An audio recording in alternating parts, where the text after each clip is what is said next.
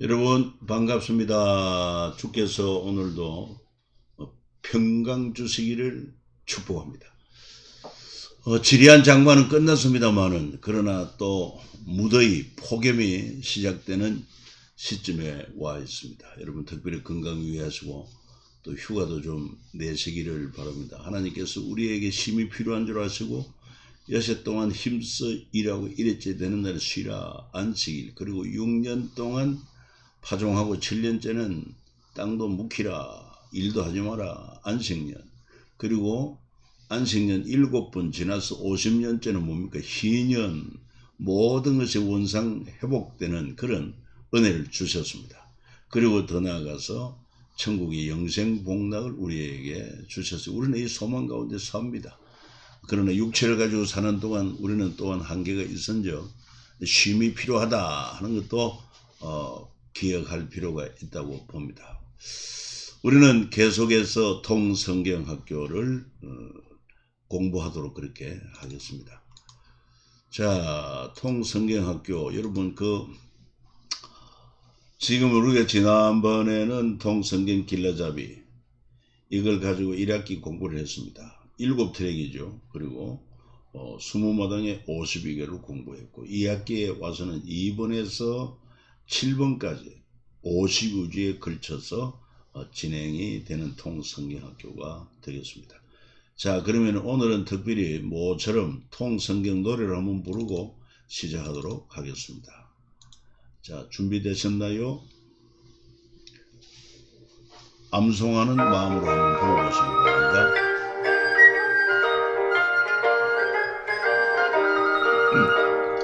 하나님의 마음 열방을 향한 꿈 만나 세대 신앙계생 천년 녹음 마음과 지혜 사랑해줄 사명의 주 절망 앞에선 희망 징계 희망의 디딤돌 재그은 공동체 어떻게 와 이렇게 쌓이 기쁨이 한 탄생 한 영혼 사랑 용서를 향한 열정 영광과 평화로의 초대 열리는 제자시대 경계를 넘어선 복음의 확장 준비된 면류가 남겨진 부탁 선한 싸움을 위한 편지 미리 받은 성리의 노래 잘하셨습니다.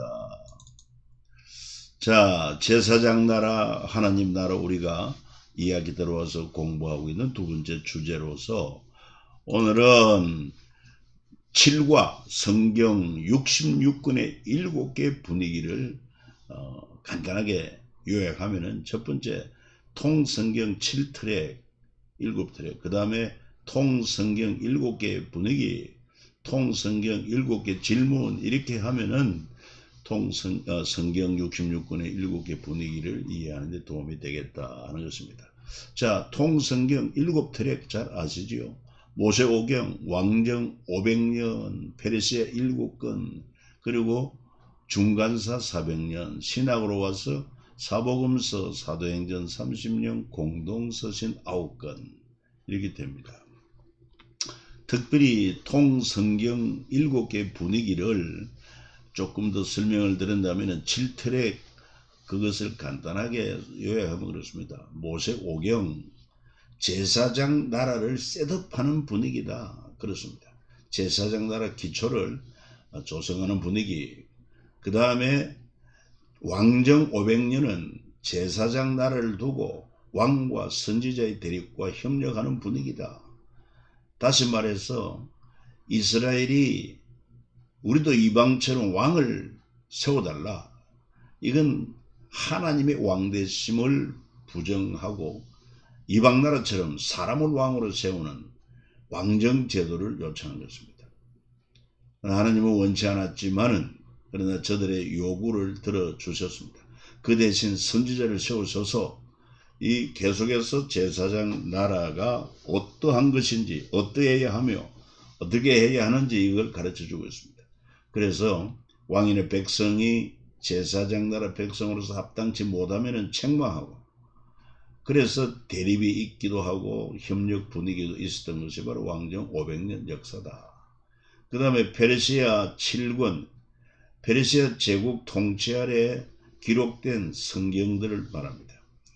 특별히 제사장 나라 그 왕정에서 멸망하고, 그리고는 제사장 나라를 다시 사모하며 실현하는 그런 분위기를 알 수 있고, 그리고 중간사 400년, 이거는 바로 구약 시대가 마무리되면서 신약 시대가 시작되기까지 400년 동안 하나님의 계시의 말씀이 없었습니다. 그래서 하나님의 침묵 400년 이렇게도 볼 수 있어요. 그러나 그 가운데 하나님이 여전히 역사하심으로 구약 성경이 세계화되고 아울러 유대 분파가 형성되는 그런 분위기임을 알 수 있습니다. 이 구약 성경이라고 하는 것은 히브리 성경 아닙니까? 이것이 그 당시 세계 언어로 통했던 헬라어로 프톨레미 2세가 유대 장로들 학자들을 초청해가지고, 그리고는 헬라어로 성경을 번역함으로 말미암아 구약 성경 세계화를 이루고, 그런가 하면은 또한 유대 분파가 일어나게 되는 그런 때였다. 자, 드디어 그리스도께서 오셔서 이제 하나님 나라를 선포하고 사복음서가 기록됩니다.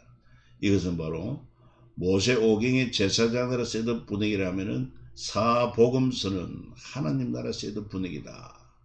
그리고 사도행전 30년은 하나님 나라를 두고 제사장 나라의 기득권 세력, 대제사장 세력들과 예수님 제자 사도들의 대립 분위기, 이거 마치 왕정 500년 제사장 나라를 두고 왕과 선지자의 대립과 협력 분위기처럼 그렇습니다. 그 다음에 공동서신 국어는 로마 제국 박해 속에서 하나님 나라 실현 분위기, 마치 페르시아 7권의 페르시아 제국 제사장 나라 실현 분위기지만은 공동서신 9권은 하나님 나라 실현 분위기다. 이렇게 대비가 되고 있습니다. 마지막으로 통성경 7개 질문, 뭘 질문하느냐? 모세오경에서는 왜 모세, 여호수아, 기드온, 사무엘은 왕이 되지 않으려고 노력까지 했는가 하는 것입니다. 그것은 바로 제사장 나라를 추구하는 데 있죠. 왕정 500년은 왜 나단, 선지자, 엘리야, 이사야, 예레미야는 왕과 대립을 했는가? 왕정제도와 바로 신정제도, 제사장 나라의 그런 대립이 있을 수밖에 없죠. 페르시아 7권은 왜 스룹바벨, 에스더, 에스라는 느헤미야는 동족들에게 존경을 받았는가? 이 페르시아 통치 아래 지도자들, 물론 이제 귀한한 지도자들이 되겠습니다. 그들은 하나님 나라 건설을 위해서, 제사장 나라 셋업을 위해서 다시 성전을 건축하고 율법을 가르치고, 그리고 왕되기를 원치 않았기 때문에 존경을 받았습니다. 중간사 400년 왜 유대인은 사두개파, 바리새파, 에세네파, 그 다음에 세리, 장기파로 분파가 되었는가 하는 것입니다. 이건 이제 주변 그런 열강들과의 그런 관계 속에서 이런 자들이 나오고, 사두개파 이들은 내세 부정하고 부활을 부정하고, 바리새파는 다 인정을 합니다. 내세도 부활도. 에세네파는 좀 정치적인 그런 열정 집단, 그리고는 세리, 창기, 이들은 특별히 유대 사이에서 멸시받는 자들이었는데, 왜냐하면은 세리는 당시 로마 제국 통치 아래서 동족들의 피를 빨고, 창기는 몸을 파는, 이렇게 열강의 틈바구니 속에서 이런 파들이 생겨났다. 사복음서에서 왜 예수님은 사두개파, 바리새파보다 세리와 창기를 친구로 여기셨는가? 이들은 자기 죄를 인정하지만 이들은 자기 죄를 인정하지 않았습니다. 자기 의를 내세웠습니다. 사도행전 30년 분위기 외 대제사장은 스데반 야고보를 죽이고 바울을 30년 동안 때렸는가? 이 사도행전 30년 역사의 분위기입니다. 왜냐하면은 예수님이 부활하고 그리고 예수님의 제자들에 의해서 그리고 7 집사들에 의해서 막 복음이 전거되니까 제사장 나라의 그 기득권을 가진 이 대제사장 세력들이 그 제사장 나라를 보면은 부정하는 것과 같은 이런 예수님과 제자들 죽이고 바울을 30년 동안 대적을 했다. 공동서신 9건의 분위기를 왜 로마는 470명의 군인을 동원해 바울을 경호해 주다가 죽였는가? 예. 역시 로마는 다른 목적보다도 이 로마 제국 통치 아래 있는 나라들이 문제 없기를 바라는 것입니다. 그런데 바울이 예수님의 제자로서 복음을 전가하니까 대제사장 세력들이 죽이려고 하니까 그런 불상사를 막기 위해서 보호해 주다가 나중에는 이 바울을 죽입니다. 바로 네로 황제 때 로마 대화재가 발생했을 때 그 화재에 대한 그 비난이 네로 황제에게 쏟아지니까 이걸 피하기 위해서 로마 화재는 기독교인들에 의해서 방어되었다. 이렇게 돌림으로 말미암아 결국 그 당시 지도자들이 다 붙잡혀서 200여 명의 지도자들이 순교했다 하는 것을 알 수 있지 않습니까? 자, 8가로 돌아가면은 제사장나라 하나님 나라에서 8과는 모세오경. 여기서 먼저 또 한번 우리가 살펴보면은 왜 모세, 여호수아, 기드온, 사무엘은 왕이 되지 않으려고 노력까지 했는가 할 때 모세는 제사장 나라 거룩한 시민이 되고 싶었어. 그러니까 바로 모세오경은 제사장 나라 세드 분위기다 하는 것을 다시 한번 정리를 하는 것입니다. 특히 모세는 율법을 받아가지고 유대인들이 네 자녀에게 제사장 나라를 가르치라고 말한 사람이죠. 그리고는 이 모세가 이스라엘을 지도할 때 모세를 대적하는 자들이 네가 우리를 적과 꿀이 흐르는 땅에 이끌어내어 광야에 죽이려 하며 어찌 작은 일이 오히려 스스로 우리 위에 왕이 되려 하느냐 왕이 되려 하느냐. 그때 모세는 심히 노하여 여호와께 여쭤되 주여 주는 그들의 헌물을 돌아보니 마옵소서. 왕이 되기를 원치 않고 제사장 나라를 세워가는 그 일에 쓰임받기를 원했는데 그러나 이제 히브리인들은 오해를 했죠. 왕이 되려 한다. 그리고 또 아울러서 그 반역 사건이 일어나지 않습니까? 고라, 다단, 아비람이 모세와 그리고 아론을 대적하다가 결국 땅이 갈라지고 저들을 삼켜버립니다. 그 다음에 또 아울러 레위 지파의 지휘관 250명 여호와의 불로 태움받습니다. 그리고 이로 인해서 백성들이 돌을 들어 모세 아론을 죽이려 했던 백성들 가운데 14,700명이 연병으로 죽습니다. 이로 말미암아 아론의 제사장 권위를 회복됩니다. 그러니까 특별히 하나님께서 이스라엘 12지파 가운데 레위 지파를 구별해내고 요셉 대선에서 에브라임과 므낫세 2지파를 주어서 모두 13지파가 되었는데 그래서 이 제사장 나라에서 특별히 레위 지파를 선별하고 그 레위 지파 중에서도 고아세 자손 이 아론의 후손들 그들이 대제사장이 되게 합니다. 그러니까 이거를 대적하던 무리들을 징벌하시고는 아론의 권위를 세우고 또 그를 위해서 아론의 지팡이에 꽃이 피고 열매가 맺히는 기적도 베풀어 주신 것을 알 수가 있습니다. 우리는 하나님이 주신 그런 권위를 존중할 줄 알아야 되겠습니다. 이 자세는 꼭 필요합니다. 물론 잘못된 것이 있을 때 지도자의 잘못이 있을 때 우리는 먼저 기도하고 또 그리고는 유선이나 SNS를 통해서 또 우리가 이 얘기도 하고 만나서도 그런 점을 이야기할 수는 있어야겠죠. 요수아 전쟁 영웅인데도 불구하고 왕이 되지 않습니다. 가나안 땅을 정복한 전쟁 영웅인데도 왕이 되지 않습니다.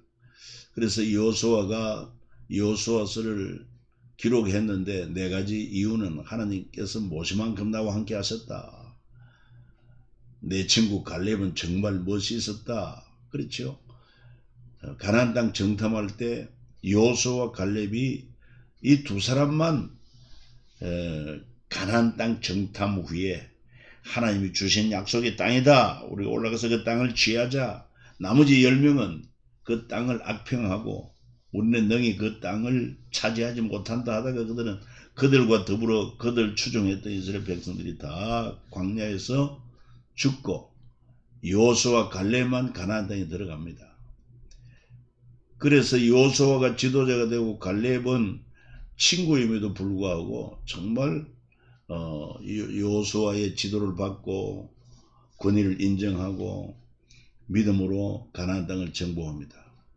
그 사실을 요수아에서 기록하고 있죠. 그 다음에 요수아는 나도 모세처럼 왕되지 않겠다. 그래서 제사장 나라 거룩한 시민 1호가 모세라면은 제사장 나라 거룩한 시민 2호는 요수아다. 이렇게 볼 수 있습니다. 그 요수아는 나와 내 자녀들도 왕되지 않겠다. 그렇습니다. 자, 요수아 24장 15절 한번 같이 읽어봅니다. 만일 여호와를 섬기는 것이 너희에게 좋지 않게 보이거든 너희 조상들이 강 저쪽에 섬기던 신들이든지 또는 너희가 거주하는 땅에 있는 아모리 족속의 신들이든지 너희가 섬길 자를 오늘 택하라. 오직 나와 내 집은 여호와를 섬기겠노라 하니 오직 나와 내 집은 여호와를 섬기고 제사장 나라 시민으로 살겠다. 하나님을 왕으로 모시고 살겠다는 그런 자세죠. 그리고 또 제사장 나라를 간증한 사람들로서 기드온과 300 용사들을 우리가 기억할 수 있습니다. 특별히 미디안이 침략해 왔을 때 기드온이 하나님의 명을 따라 전쟁에 나갈 자를 모집했더니 이스라엘 군대 32,000명이 모였습니다. 하나님께서는 많다 두려워 떠는 자를 집으로 돌려보내라 했더니만 어떻게 됩니까? 22,000명이 떠나고 10,000명이 남습니다. 그래도 많다. 그래서 물가에서 물을 먹는 테스트를 하는데 그 중에서 어떤 이는 물에 엎드려서 코를 박고 입을 대고 물을 마시는 자가 여러분 9,700명 그리고 물을 손바닥에 떠서 핥아 먹은 자 그 주변을 경계하면서 그렇게 핥아 먹은 자가 300명 그래서 이 300명 용사를 더불어서 이 미디안의 대군을 쳐서 승리하지 않습니까? 이렇게 하신 이유가 뭐냐? 이스라엘이 나를 거슬러 스스로 자랑하길 내 손에 나를 구원하였다 할까 함이라. 그러니까 이 32,000명도 미디안에 비하면 턱없이 부족하지만 하나님께서 줄이고 줄여서 300명으로도 이길 수 있다고 하는 것은 바로 하나님이 지도자가 될 때 하나님을 섬기는 제사장 나라가 될 때 얼마나 강력한가 하는 것을 보여주고 있어요. 우리도 그렇습니다. 이럴 때일수록 더욱더 끝까지 우리가 하나님을 전적으로 신뢰하고 하나님 편에 서면은 우리는 참으로 강한 자가 될 수 있다고 하는 것, 진정한 승리자가 될 수 있다고 하는 것을 기억해야 될 것입니다. 자, 기드온과 함께 300명이 용사인 이유는 하나님을 의지함으로 겁내지 않았다. 하나님께 말씀에 순종했다. 그리고 말씀대로 저들은 도시 돌아왔고 살아 돌아왔고 제사장 나라 이야기를 간증한 것입니다. 우리 힘이 아닌 보이지 않지만 우리와 함께 계시고 살아계신 하나님의 도움으로 우리가 승리했다는 것입니다. 그렇기 때문에 기도는 왕이 되어달라는 그들의 요구에 이르되 내가 너희를 다스리지 않고 나의 아들도 너희를 다스리지 아니할 것이다. 오직 여호와께서 너희를 다스리리라. 하나님의 제사장 나라, 이 나라의 탁월성을 강조하고 있습니다. 그래서 사무엘 시대의 총정리는 제사장 나라 꿈을 실현하는 시기다, 그렇게 봅니다. 제사장 나라는 행복한 나라다. 왜 그러냐? 정치 사회적으로 뇌물 없는 권력, 공정한 재판이 이루어지기 때문에 그렇습니다. 그래서 사무엘이 그렇게 고백하고 있습니다. 내가 여기 있는 여호와와 그의 기름 부음 받은 자 앞에서 내게 대하여 정하라. 내가 누구의 소를 빼앗은, 누구의 나귀를 빼앗았느냐, 누구를 속였느냐, 누구를 압제하였느냐, 내 눈을 흐리게 뇌물을 누구 손에서 받았느냐. 그리하였으면 내가 그것을 너희에게 갚으리라 하니 그들이 이르되 당신이 우리를 속이지 아니하였고 압제하지 아니하였고 누구의 손에서든지 아무것도 빼앗은 것이 없나이다 하니라. 이 사무엘이 어떻게 이런 삶을 살 수가 있었느냐? 그는 하나님의 선지자로서 또 제사장 나라의 시민으로서 하나님의 법도를 지키기 때문에 이렇게 뇌물 없는 권력, 공정한 재판이 가능했다 하는 것입니다. 자, 경제적으로도 묵은 곡식을 먹다가 새 곡식으로 바꾸게 될 것이다, 그렇게 말하고 있습니다. 그러니까 하나님 경외하고 그 말씀대로 살면은 하나님이 그 땅에 복을 주시고 또 산물을 풍성케 함으로 말미암아 묵은 곡식을 먹다가 새 곡식으로 바꾸도록 하나님께서 그렇게 은혜를 주시고 복을 주신다 하는 것입니다. 그렇지 않으면 어떻게 되느냐? 사사시대 보십시오. 하나님을 알지 못하는 세대들이 자기 소견에 좋은 대로 살았던 결과 이스라엘이 파종한 때면 미디안 아말렉 동방 사람들이 치러 올라와서 진을 치고 가사에 이르도록 토지 소산을 멸하여 이스라엘 가운데 먹을 것을 남겨두지 아니하며 양이나 소나 나귀도 남기지 아니하니라. 그러니까 제사장 나라로서 제사장 시민이 하나님의 통치를 잘 받고 하나님 말씀의 법대로 살면 경제적으로도 풍성하다는 것입니다. 여러분 기억하십니까? 세계 지도를 펴놓고 선진국 잘 사는 나라, 그들이 어떤 종교를 가지고 있는지 보십시오. 그리고 그들의 국기가 대체적으로 다 예수 그리스도의 십자가를 상징하는 국기들이 가진 나라는 대부분 선진국 아닙니까? 자, 국방도 튼튼합니다. 5이 100을 쫓고 100이 만을 쫓으리라 그랬습니다. 20대 100, 5이 100을 쫓으니까 20대 1이죠. 100이 만을 쫓으니까 100대 1이고, 하나님이 함께 하심으로 말미암아 전쟁은 여호와께 속한 것이고 사람의 많고 적음에 있지를 않다. 그러니까 제사장 나라의 백성이 되면은 국방도 안전하다. 그 다음에 이제 사무엘, 하나님의 명령으로 왕정 제도는 백성이 왕의 종이 된다라고 가르친 사람이 사무엘입니다. 그래서 이스라엘이 하다 우리도 이방처럼 왕을 세워서 우리를 다스려 달라고 할 때 결국 하나님이 허락하면서 사무엘이 그들의 말을 듣되 너는 그들에게 엄히 경고하고 그들을 다스릴 왕의 제도를 가르치라. 왕의 제도가 되면은 너희들이 사람 중에 왕을 세우면은 너희들은 아들을 군대 보내야 되고 딸을 또 궁중에 음식을 요리하는 자로 보내야 될 것이며 그 다음에 너희 소산의 좋은 것들을 왕에게 드려야 될 것이고 전쟁이 나면은 너희 모두가 다 또 동원이 되어야 될 것이고 여러 가지 부작용을 이야기해 줘도 저들은 그래도 왕을 세워달라.